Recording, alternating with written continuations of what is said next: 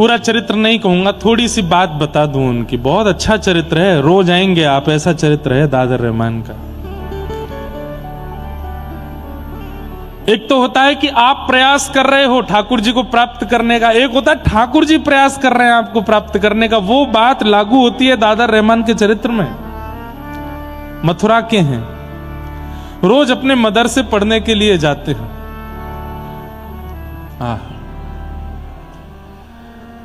तो जो मदरसा जाने का रास्ता था, उस रास्ते में एक मंदिर पड़ता था, पर मंदिर के बाहर एक लकड़ी की एक आड़ जैसी थी, ताकि चलते फिरते लोगों को सीधे ठाकुर जी का दर्शन ना हो।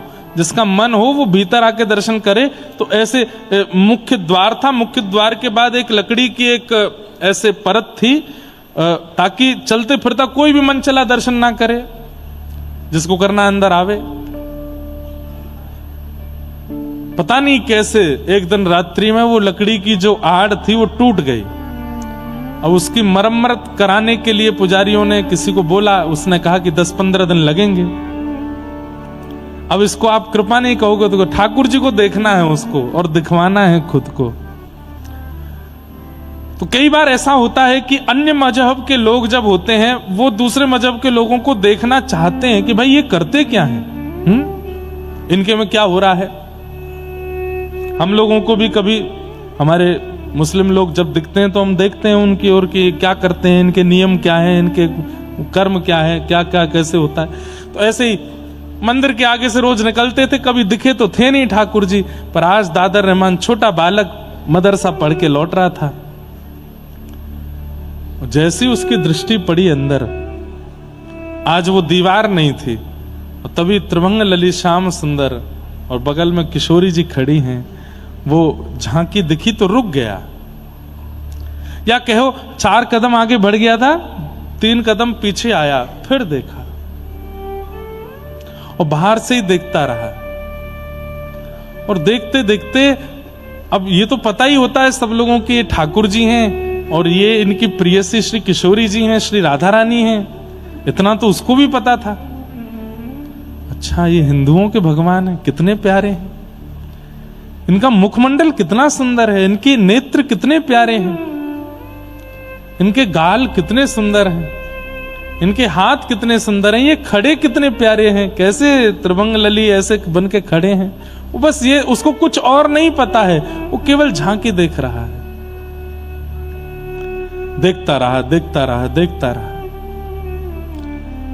थोड़ी देर बाद कुछ ब्राह्मण लोग वहां आ गए, और उन्होंने जब उसको मंदिर के अंदर देखते हुए देखा तो ऐसे थोड़ा घूर करके उसकी ओर देखा, तो डर के मारे वो वहां से चला गया। लेकिन घर गया, अब वो पानी भी पी रहा है। पानी पीने में कितना लगता है, 5 सेकंड, लेकिन वो मुख से लगाए पात्र को बस सोच ही रहा है। कैसी छवि थी, पोशाक कितनी अच्छी थी, बाल कितने सुंदर थे, नेत्र कितने अच्छे थे। मां घर से बाहर बार बार जाने नहीं देती थी, मौका ढूंढ रहा है, मैं कैसे दोबारा जाऊं। तो एक ही उपाय था, कल जब मदरसा जाऊंगा तो फिर देखूंगा। तो बस रात भर यही है, रात्रि तुम जल्दी जाओ, जल्दी से सुबह उदय हो। सूर्य उदय होते ही पिताजी ने बैठा दिया, नमाज पढ़ो। तो जो भी क्रम था वो अपना करने लगा। बस उसको तो उत्सुकता थी, माँ ने बाल भोग बनाया था, मुझे भूख नहीं, मैं जा रहा हूं, आज मौलवी जी ने जल्दी बुलाया है, मैं जा रहा हूं। चला गया। कोई मौलवी ने जल्दी नहीं बुलाया था, उसको देखना था। मंदिर के बाहर खड़े होकर फिर देखने लगा। कल तो देख करके कैसे तैसे चला गया। अब मंदिर के बाहर मुख्य रास्ता था, वहां कुछ ठेले दुकानें आदि कुछ लगी थी।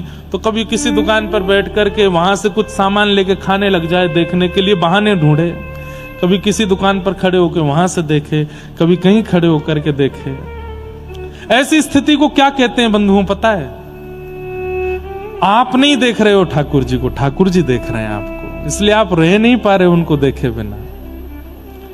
आपके बार बार, जैसे मैं बताया ना थोड़ी देर पहले, एक माता जी वो बार बार बाहर से अंदर आमे बोले एक बार और नाच लूं फिर चलूंगी, एक बार और नाच लूं। ऐसी स्थिति जब बन जाती है ना कि आप रोके से नहीं रुक पा रहे हैं, इसका मतलब दृष्टिपात आपकी तरफ से नहीं, उनकी तरफ से हुआ है। हम दर्शन करके निकल जाते हैं, कई बार सिक्योरिटी गार्डों से लड़ते हैं, अरे हमें करने दो। क्यों? पता है दर्शन करना ना, हूं अपनी लिस्ट लाए थे बताने की, वो बता नहीं पाए अभी तक। ठाकुर जी को बताना है क्या क्या कष्ट है, हम इसलिए रुकना चाहते हैं। हमारे ब्रज के एक रसिक बहुत सुंदर भाव गाते हैं। लखी जिन लाल की मुस्कान, लखी जिन लाल की मुस्कान, लखी जिन लाल की मुस्कान, लखी जिन लाल की मुस्कान, तिन्हि बिसरो वेद विधि जप, तिन्हि बिसरो वेद विधि जप, जोग संजम ध्यान, लखी जिन लाल की मुस्कान। समझ में आया? लखी मतलब देखा, लखी जिन लाल की मुस्कान, जिन्होंने एक बार ठाकुर जी की मुस्कान, वास्तविक मुस्कान देख ली, उनकी स्थिति क्या हो गई? तिन्हि बिसरो वेद विधि तप जोग संयम ध्यान। वो फिर किसी लायक नहीं रह गए, सब छूट गया उनका। क्या विधि है, क्या वेद है, क्या योग है, क्या संयम है, क्या ध्यान है, सब छूट गया। लखी जिन लाल की मुस्कान, लखी जिन लाल की मुस्कान, नेम व्रत आचार पूजा पाठ गीता ज्ञान, नेम व्रत आचार पूजा पाठ गीता ज्ञान, रसिक भगवत द्रगदयसी, रसिक भगवत ऐच के मुख म्यान, ऐच के मुख, लखी जिन लाल की मुस्कान, लखी जिन लाल की मुस्कान, रसिक भगवत द्रगदयी असी ऐंच के मुख ध्यान, मुख म्यान। अब इस भाव को कैसे समझोगे? श्री भगवत रसिक देव जी कह रहे हैं कि अपने होठ रूपी धनुष बाण से ठाकुर जी ने ऐंच करके, म्यान खींच करके, अपनी मुस्कान रूपी बाण चला करके मुझको घायल कर दिया है। अब मुझे और कुछ समझ नहीं आ रहा है, मुझे और कुछ नहीं दिख रहा है। लखी जिन लाल की मुस्कान, लखी जिन लाल की मुस्कान। दादर रहमान की स्थिति यही हो गई। अब तो मदरसे का समय हो गया, समय पूरा हो गया, बालक वापस लौट के घर जाने लगे और दादर रहमान वहीं खड़े खड़े ठाकुर जी को देख रहा है। एक इनके चाचा का बेटा था, उसका नाम था कासिम। उसने आकर के देखा, तू आज वहां नहीं आया? मौलवी जी पूछ रहे थे। तो अपने आंसू पोंछे, आंखें लाल पड़ी थी। नहीं कुछ नहीं, बस ऐसे ही थोड़ा बुखार था। बुखार था तो घर पे होता, तो यहां क्या कर रहा है? बाजार में घूम रहा है। कासिम को बुलाया, बोले इधर आओ, मुझे ना कोई अच्छा लग गया है। और क्यों लग गया है मुझे नहीं पता है। अब मुझे डर भी लग रहा है कि कहीं ये अच्छा लगना बुरा तो नहीं है। बोले कौन अच्छा लग गया है? अपने बगल में अपने चाचा के भाई को, बेटे को खड़े, कासिम को खड़े करे, बोले वो अच्छा लग गया है। सामने देखा जैसे त्रिभंग लली श्याम सुंदर। कासिम बोला, अरे बाप रे, तू क्या कर रहा है? तू इसको देख रहा था सुबह से? बोला हाँ। अरे अब मुझे शब्द नहीं पता वो लोग क्या बोलते। बोले पाप लगेगा, चल यहां से। लेकर के गए, बोले कि इसका पता नहीं चलना चाहिए तेरे पिता को और मेरे पिता को। घर में किसी को भी पता चला तो हम लोगों को काट दिया जाएगा, मार दिया जाए। तुझे पता नहीं है कितना बड़ा अपराध है ये? बोले इसमें अपराध क्यों है? वो कितने सुंदर हैं, तूने देखा उनको? उनके मुख देखे, उनके गाल देखे, नेत्र देखे, कितने सुंदर हैं। और उनकी जो प्रियसी राधा रानी, उनकी तो मैं क्या कहूं, वो कितनी सुंदर थी। ये सुंदर हैं तो ये देखने में क्या अपराध हो सकता है? कासिम बोला देख खबरदार, तू खुद कुछ कर रहा है अपराध, मुझसे भी करवाएगा। नहीं करना, नहीं देखना, मैं घर पे नहीं बताऊंगा, लेकिन कल से मत करना ये सब। कासिम को कुछ खाने के लिए कुछ चीज अच्छी लगती थी बाजार की, तो दादर रहमान वो खरीद लाया। अपने चचेरे भाई को वो सामग्री दी खाने की, खुश हो गया, अरे वाह तू मेरे लिए लाया। बोले कि मैं तुझे एक शर्त पे दूंगा। बोले क्या? मुझको देखने दिया कर, घर पे किसी को पता चलना नहीं चाहिए, मैं पढ़ने नहीं जाऊंगा मदरसे में, मुझे बस उनको देखना है, तू घर पर नहीं बता। तो बोला नहीं नहीं ये नहीं होगा। बोले देख आज एक दे रहा हूं, कल 2 सामग्री दूंगा, परसों 4 दूंगा, तुझे रोज खिलाऊंगा, घर पर नहीं बताना। कैसी अद्भुत लीला है। तो कासिम घर पे ना पता चले इसकी पूरी व्यवस्था करता था। वहां जाके मौलवी जी को रोज बोल देता था वो तो बीमार पड़ा है, उसको तो कुछ पेट में दिक्कत हो गई है, उसको ऐसा हो गया है वैसा हो गया है, इसलिए वो नहीं आ रहा है। 4-5 दिन निकलने के बाद कासिम बोले देख आज मौलवी जी कह रहे थे अगर दादर नहीं आया तो मैं उसके घर जाके देख के आऊंगा उसको, भाई क्यों नहीं आता है वो। तो दादर रहमान दूसरे दिन चला गया पढ़ने। 4-5 दिन बाद तो मौलवी जी ने बैठाया, बोले कहाँ था तू, क्या था, क्या कर रहा था? तो सब उसने झूठ वूठ बोल के किया।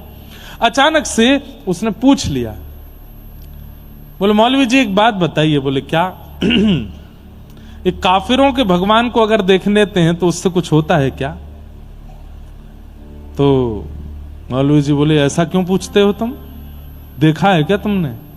नहीं नहीं मैंने देखा नहीं, बस पूछ रहा हूं। हम मथुरा में रहते हैं, यहाँ चारों तरफ उनके मंदिर हैं, कभी दिख जाए तो, दिख जाए तो। और बड़े उन्होंने नियम बता दिए, ये ऐसे नमाज करना, फिर ये करना, ये वाला क्रम करना पड़ेगा, वहां तुम्हारा तीर्थ है वहां जाकर के ये करना पड़ेगा, और ऐसा कर रहे हो तब जाकर के उसका जो पाप होगा वो निकलेगा।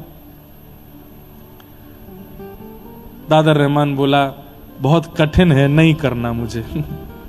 मैं देखने में ही राजी हूं, ज्यादा से ज्यादा पाप ही लगेगा, मरने के बाद जन्नम में जाना पड़ेगा। बोले मरने के बाद ही तो जाएंगे, जब तक जीवित हूं तब तक देख लेता हूं, जन्नम में तो जाना पड़ेगा, देखना नहीं छोड़ पाऊंगा।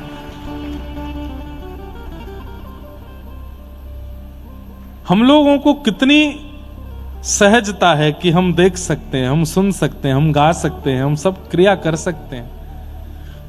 पर कई लोग हिंदू होते हुए भी उनके घर के लोग अलाउ नहीं करते कथा सुनने के लिए, मंदिर जाने के लिए, वृंदावन जाने के लिए, प्याज लहसुन छोड़ने के लिए, मांस मदिरा छोड़ने के लिए घर के लोगों की अनुमति नहीं है। खाओ, पीना पड़ेगा, खाना पड़ेगा। ऐसे ऐसे परिवार भी आते हैं। कासिम ने एक दिन कहा, बोले देख तेरा बहुत ज्यादा हो गया है ये, तू रोज रोज यहां खड़े खड़े, और तू रोने लग गया आजकल, तुम्हारा रोता रहता है, ऐसे में ठीक नहीं है, मैं तेरे पिताजी को बता दूंगा। बोले मत बताना, बहुत मारेंगे और दर्शन करना बंद करवा देंगे, मुझे बहुत अच्छा लगता है इनको देखना। बोले मैं बताऊंगा।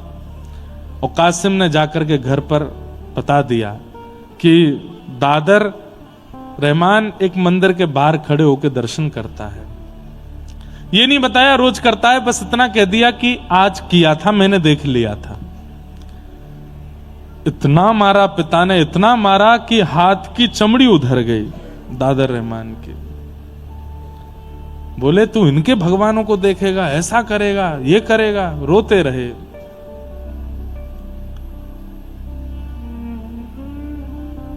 घर में बंद कर दिया, बोले अब तू नहीं जाएगा पढ़ने के लिए। मां ने समझाया, बोले कि हम मथुरा में रहते हैं, यहाँ चारों तरफ हिंदू ही हैं, अगर किसी की संगति में आकर के उसने गलती कर दी तो आप इतना क्यों मार रहे हैं उसको। तो उन्होंने समझाया, बोले 1-2 दिन नहीं करूंगा ऐसा तो ये बिगड़ जाएगा, करने दो। मां पूछती है पानी पियोगे? बोले नहीं। भोजन करोगे? बोले नहीं। दर्द हो रहा है तेरे हाथ में लग गई? बोले नहीं। तो फिर? मां आंखों में दर्द हो रहा है। बोले क्यों? उनको देखना है। मां तू तू मेरे साथ चल के देख तो सही, वो कितने सुंदर हैं, उनका स्वरूप, उनका श्रृंगार, उनका तू रूप देखेगी ना माँ, तू भी मोहित हो जाएगी। माँ तो घबरा गई, बोले ये हमारे घर का बेटा, इसको क्या हो गया ये?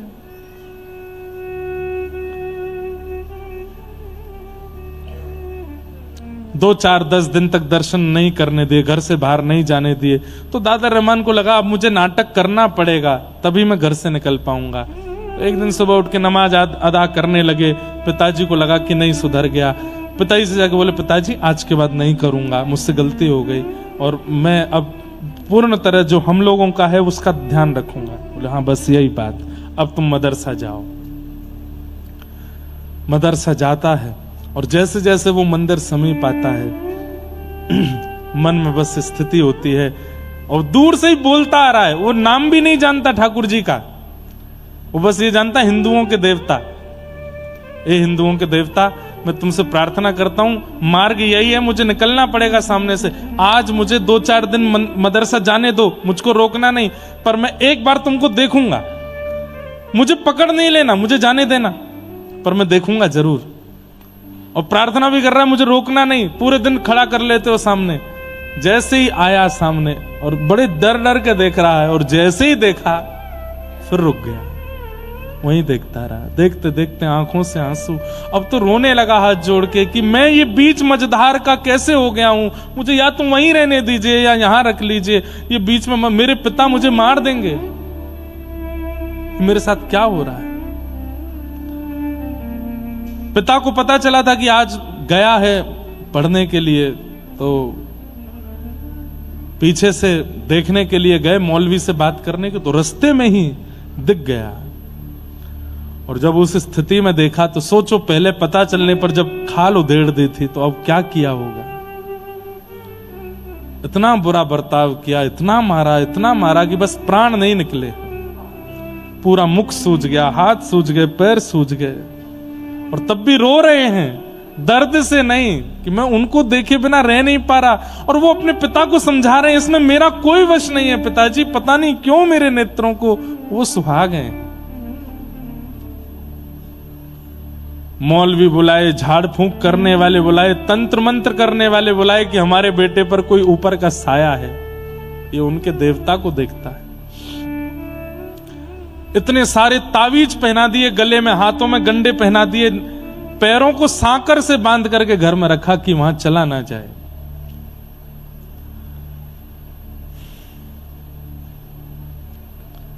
लगन लगी घनश्याम की जाए, लगन लगी घनश्याम की। एक बार जिसे लगन लग जाती है ठाकुर जी की, इसे कहते हैं लगन, इसे कहते हैं स्थिति। कई लोग तो चाहेंगे भी नहीं कि हम इस स्थिति में आवें, पर ऐसी स्थिति सबकी बन नहीं पाती।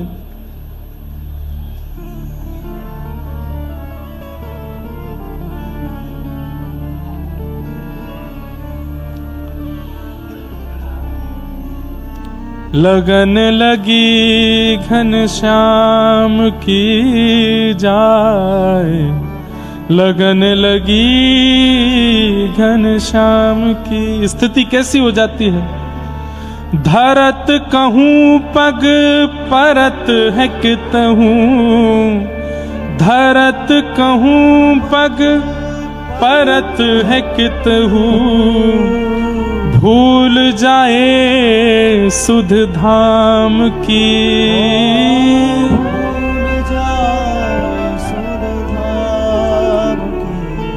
पैर रखेंगे कहीं, जाएगा कहीं और। धरत धरत कहूं पग परत है कितहूं, भूल जाए सुध धाम की। लगन लगी घनश्याम की जाए, लगन लगी घनश्याम की। लगन लगी घनश्याम की जाए, लगन लगी घनश्याम। छवि निहार नहीं सार कछु, छवि निहार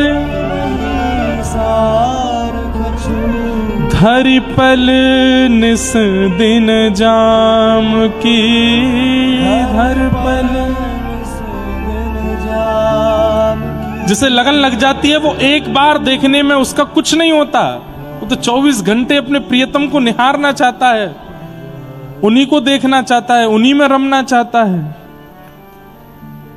जित मुँह तित ही धावे, सुरत न छाया धाम की, लगन लगी घनश्याम की, लगन लगी घनश्याम की। नारायण बौरी भई डोले, नारायण बौरी मतलब पागल, बेचैन। नारायण बौरी भई डोले, नारायण बौरी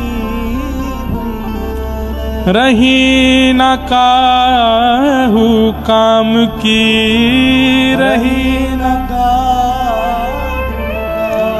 लगन लगी घनश्याम की, जाहे लगन लगी घनश्याम की। ऐसी स्थिति हो गई कि अब रह नहीं पा रहे हैं ठाकुर जी के बिना। तब अनेक तंत्र मंत्र वाले आ गए, झाड़ फूंक करने वाले आ गए। अब तो स्थिति ये हो गई, बिना नाम जाने, बिना कोई यज्ञ तप जप जाने, कुछ नहीं पता है रहीम को कि उनकी प्राप्ति के लिए करना क्या पड़ता, कुछ भी नहीं आता है, लेकिन बैठे बैठे बस हंस रहे हैं। पूछते हैं तंत्र मंत्र करने वाले, कौन है तेरे सिर के ऊपर, कौन है? तो बोले घर से निकल के जब मदरसे के रास्ते पर जाओगे तो बाएं हाथ पे एक मंदिर पड़ेगा, वहां जो खड़े हैं वही हैं, वही हैं, तन में, मन में, जीवन में, बुद्धि में, चित्त में, नेत्रों में, बस उनके अलावा कुछ नहीं, उन्हें देखना है बस। अब तो वो प्रार्थना करने लगे ठाकुर जी से कि नाथ अब मैं नहीं रह पाऊंगा, अब मेरी स्थिति कुछ ऐसी हो गई है कि मैं कुछ जानता भी नहीं आपके बारे में, मुझे आपका नाम भी स्पष्ट नहीं पता, बस देखने की इच्छा है मेरी, अब कृपा करो। और बस एक दिन मौका पा करके पहुंच गए मंदिर के बाहर, प्रतीक्षा कर रहे हैं कि मंदिर खुले, दर्शन हो। घर से भाग करके मौलवी आदि सब ढूंढ रहे हैं कहां हैं, छुप करके बस प्रतीक्षा कर रहे हैं, एक बार झलक दिख जाए प्राण त्याग दूंगा।